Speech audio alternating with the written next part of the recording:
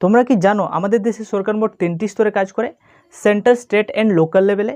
এবং এই 3টি স্তরের প্রতিনিধিদের 3টি আলাদা আলাদা নির্বাচনের মাধ্যমে নির্বাচন করা হয়। প্রথমে সেন্টার তথা কেন্দ্রীয় স্তরে লোকসভা নির্বাচন হয়, যার মাধ্যমে আমরা প্রধানমন্ত্রী নির্বাচিত করি। এরপর বিভিন্ন রাজ্য তথা কেন্দ্রশাসিত অঞ্চলগুলিতে বিধানসভা নির্বাচন হয়, যার মাধ্যমে মুখ্যমন্ত্রীদের নির্বাচন করা হয়। এরপর পঞ্চায়েত ও মিউনিসিপ্যালিটিতে নির্বাচন হয়। এবং এই 3বার নির্বাচন হওয়ার জন্য নাকি সরকার অনেক টাকা খরচ হচ্ছে।